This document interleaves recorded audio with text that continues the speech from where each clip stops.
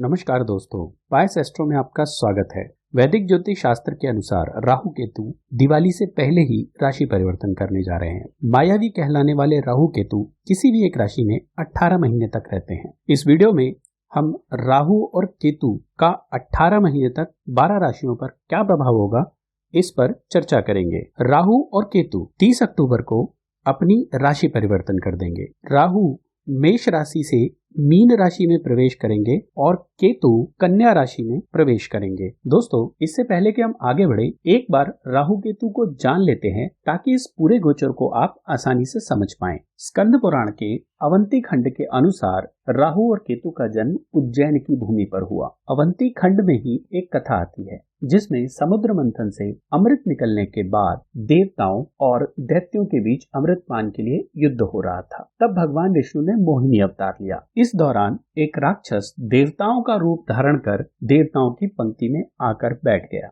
मोहिनी अवतार ने उसे अमृत पिला दिया, लेकिन सूर्य और चंद्र ने उसे पहचान लिया और विष्णु जी ने उसका गला चक्र से काट दिया। अमृत पान के कारण वह अमर हो गया, लेकिन तब से उसकी शत्रुता चंद्र और सूर्य दोनों से हो गई। ये एक कहानी है। इस कहानी के माध्यम से इस दोनों के नेचर को समझाया गया है। कहा जाता है कि उस स्वरभानु नाम के राक्षस का सर राहु कहलाया और धड़ केतु कहलाया। राहु अटैचमेंट है, केतु डिटैचमेंट है। यानी राहु हर चीज को ज्यादा चाहता है, जबकि केतु ज्यादा नहीं चाहता। केतु वो चाहता ही नहीं है, केतु मोक्ष चाहता है। इसे आप ऐसे भी समझ सकते हैं कि राहु के पास 4 कर्म इंद्रियां हैं। वह देख सकता है, सुन सकता है, स्वाद ले सकता है और किसी तरह की गंध यानी महक का भी अनुभव कर सकता है। इसीलिए राहु में हर चीज के लिए आसक्ति है, जबकि केतु केवल धड़ है, उसमें किसी भी तरह की कोई आसक्ति नहीं है। इसलिए कुंडली में राहु जहां बैठ गया, समझिए कि उस जगह के लिए आसक्ति बढ़ गई। पहले भाव में बैठ गया तो ऐसे व्यक्ति अपने शरीर का खास ध्यान रखते हैं। अगर 10वें भाव में बैठ गया, व्यापार, बिजनेस, नौकरी वगैरह पर खास ध्यान रखते हैं और इन्हें हमेशा ये लगता है कि ये इससे बेहतर कर सकते थे, इनके लिए अच्छा हो सकता था।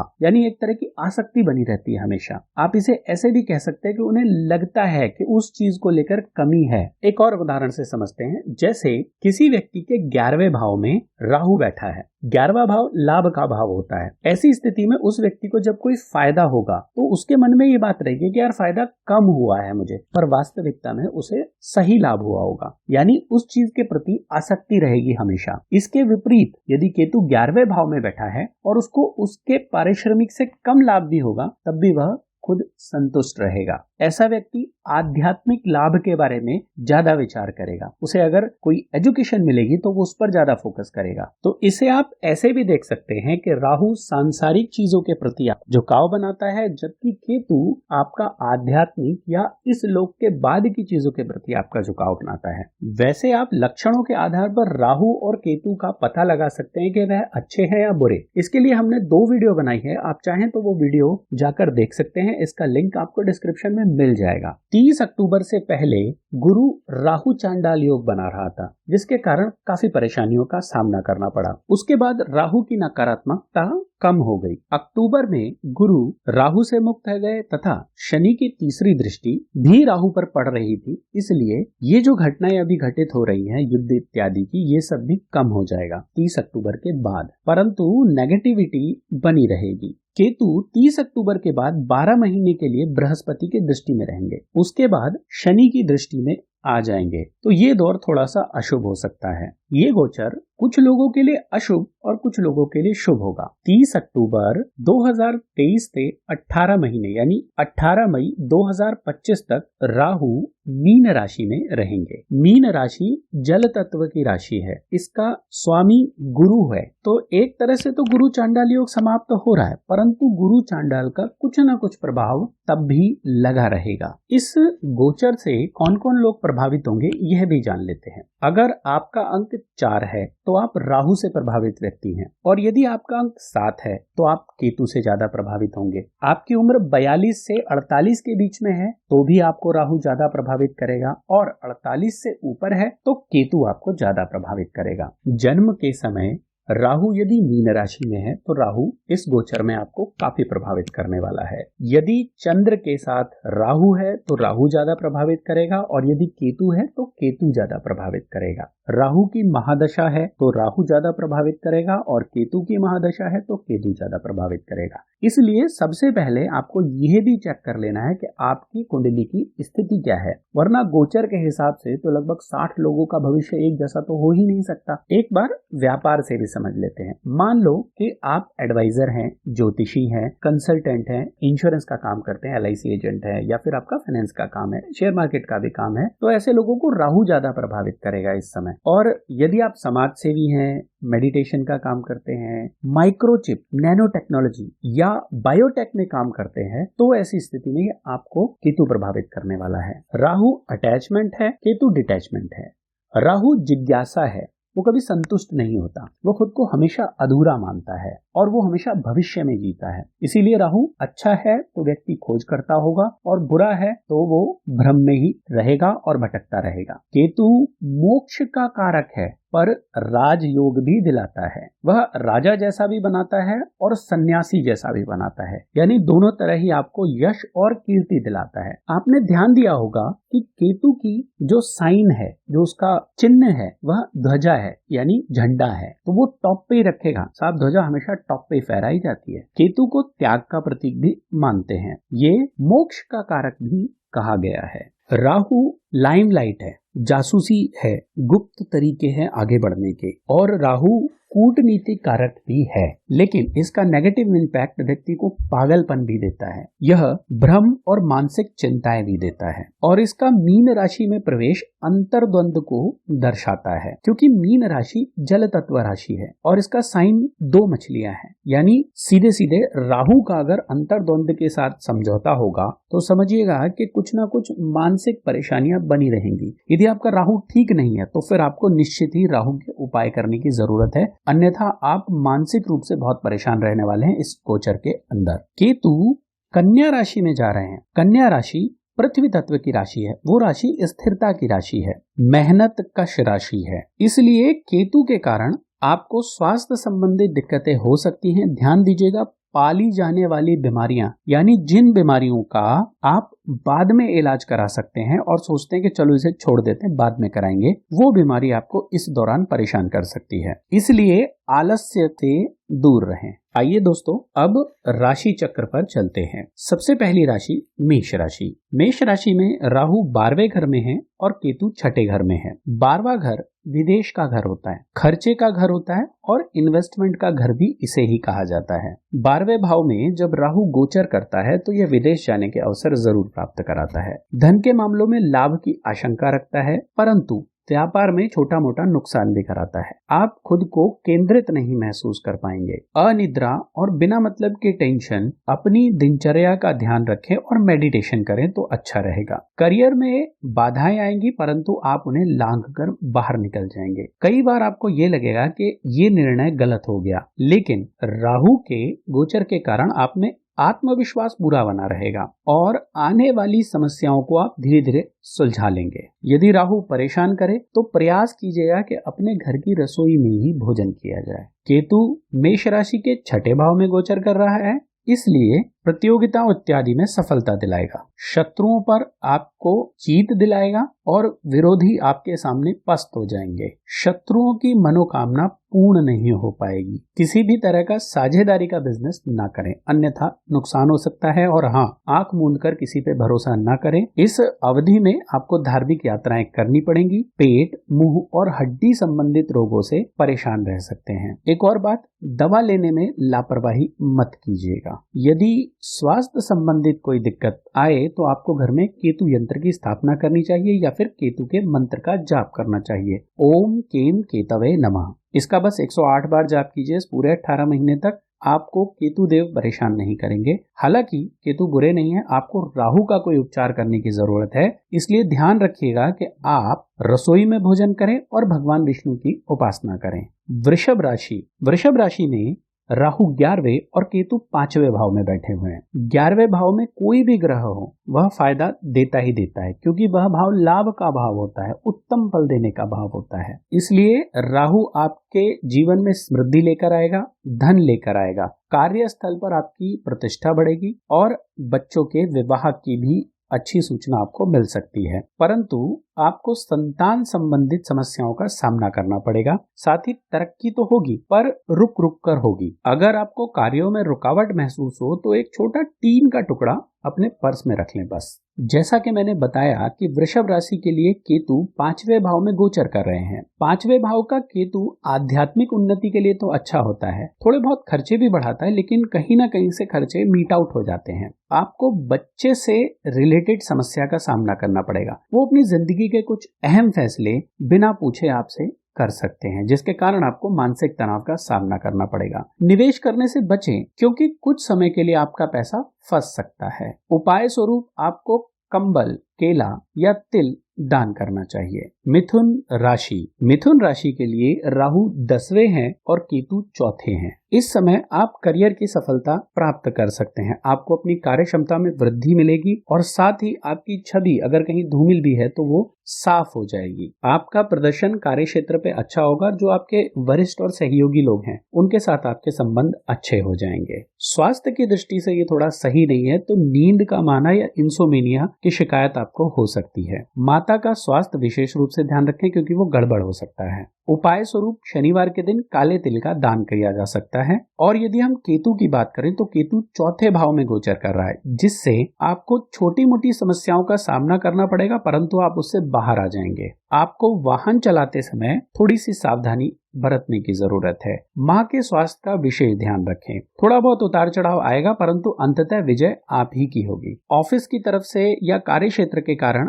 आपको यात्रा करने का पूरा मौका मिलेगा। प्रयास कीजिएगा कि किसी धार्मिक स्थल पर आपका जाना हो पाए। गणेश भगवान की पूजा करते रहिए, या फिर गणेश जी का अथर्वशीर्ष स्तोत्र बहुत अच्छा है। यदि आप इसे पढ़ते हैं तो डेफिनेटली आपको और कुछ करने की आवश्यकता नहीं है। कोई राहु का उपचार नहीं करना, बस आप ये करें और इससे राहु और केतु दोनों ठीक हो जाएंगे।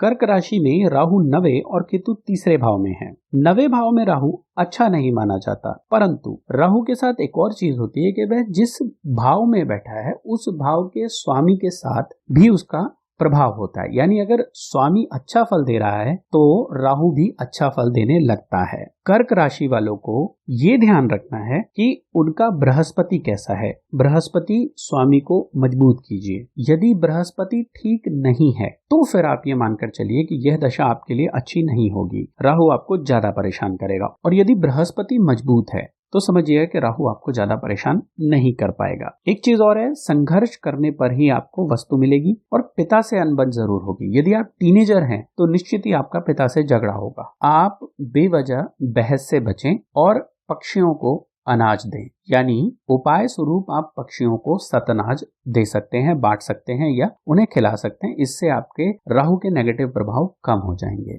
केतु की बात करें तो केतु जैसा हमने बताया कि 3रे भाव में गोचर कर रहे हैं। 3रा भाव पराक्रम का भाव होता है, इसलिए आपको पराक्रम ज्यादा करना पड़ेगा, श्रम ज्यादा करना पड़ेगा, भागदौड़ ज्यादा करनी पड़ेगी। और कई बार यदि आप एक जगह बैठकर भी काम करते हैं तो भी ये देखा गया है कि जब 3रे भाव में केतु गोचर करते हैं तो भागदौड़ बढ़ जाती है।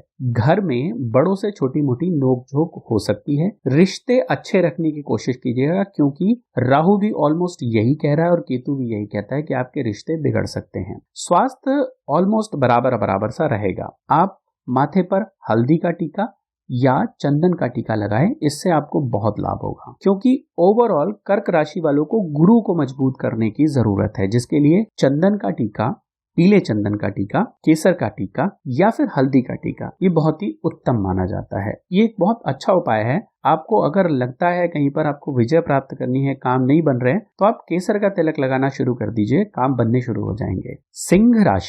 सिंह राशि में राहु 8वें और केतु 2रे हैं। सामान्यतः क्रूर ग्रह 6ठे, 8वें और 12वें भाव में अच्छे माने जाते हैं, परंतु 8वें भाव में राहु अच्छा नहीं माना जाता। यह अचानक से स्थान परिवर्तन, मानसिकता परिवर्तन देता है। महिलाओं को ससुराल में दिक्कत और पुरुषों को भी उनसे ससुराल से दिक्कत होती है। नौकरी में एकदम ट्रांसफर करेगा, खर्चे अनएक्सपेक्टेड बढ़ा देगा, ये इसका एक बड़ा ड्रॉबैक है। तो सिंह राशि वालों को सावधान रहने की जरूरत है, खर्चे कंट्रोल रखने की जरूरत है। केतु दूसरे भाव में है, इसलिए वाणी संबंधित हानि जरूर देगा। आपको झूठ बहुत सोच समझकर बोलना है, क्योंकि आपका झूठ पकड़ा जा सकता है। फूड पॉइजनिंग की समस्या आपको हो सकती है, क्योंकि दूसरा भाव मुंह का कारक भी होता है और कोई ऐसी चीज आप खा लेंगे जिसके कारण आपको बाद में परेशानी का सामना करना पड़ेगा। सिंह राशि वालों के लिए कुल मिलाकर यह समय आध्यात्मिक उन्नति के लिए तो अच्छा है, परंतु भौतिक उन्नति के लिए उतना अच्छा नहीं है। आपको तांत्रिक, बाबा इत्यादियों के पास जाने की जरूरत पड़ेगी,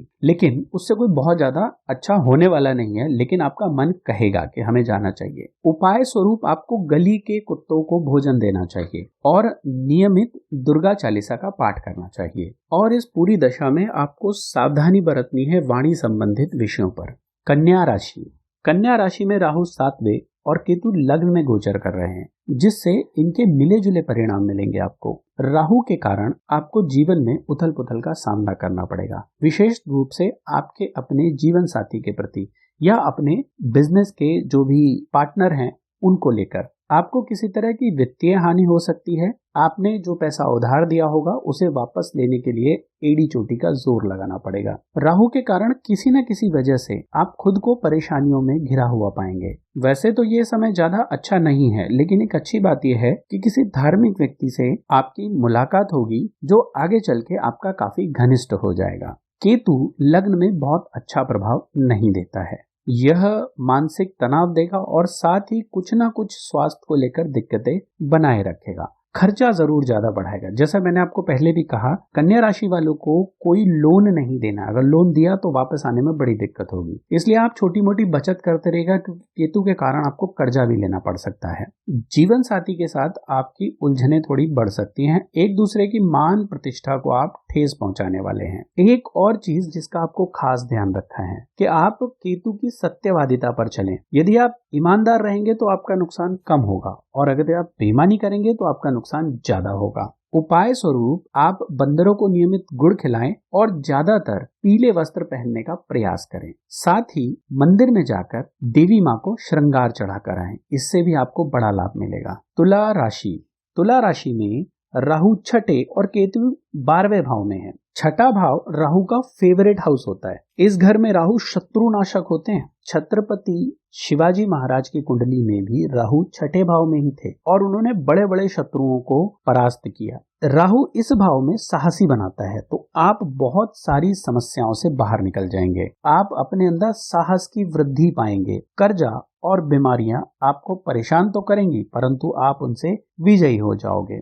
खर्चा बढ़ेगा लेकिन कमाई भी बढ़ेगी। मंदिर में कुछ ना कुछ दान करते रहेंगे तो ये आपके लिए बहुत अच्छा होगा। आप किसी भी धर्म स्थल पर जाकर थोड़ी देर सेवा करें, झाड़ू पोछा इत्यादि कर दें तो भी आपको बड़ा लाभ होगा। केतु भी इस स्थान पर बड़ा उत्तम फल देता है। या आप ऐसा समझिए कि राहु 6ठे भाव में और केतु 12वें भाव में एक सबसे उत्तम स्थिति मानी जाती है। ऐसे व्यक्ति को वाक सिद्धि भी प्राप्त होती है। इसलिए इस पूरी दशा में आप बहुत सोच समझ कर बोलिएगा, क्योंकि आपका बोला हुआ सत्य हो सकता है। एक और बात है, धार्मिक यात्राएं होंगी। जो लोग रिसर्च का काम कर रहे हैं, नैनोटेक में है या चिप डेवलपमेंट इत्यादि में है, ऐसे लोगों के लिए समय बहुत अच्छा होगा। वाहन सुख भी प्राप्त हो सकता है। वैसे तो आपको उपाय करने की जरूरत नहीं है, लेकिन यदि आपको कुछ परेशानियों का सामना करना पड़े तो फिर आप बुद्ध के बीज मंत्र का जाप कीजिएगा, आपके लिए बहुत अच्छा होगा। साथ ही गणेश जी की पूजा करेंगे तो गणेश जी प्रसन्न होंगे। वृश्चिक राशि, वृश्चिक राशि में राहु 5वें और केतु 11वें भाव में गोचर करेंगे। 5वें घर में सामान्यतः राहु अच्छा नहीं माना जाता,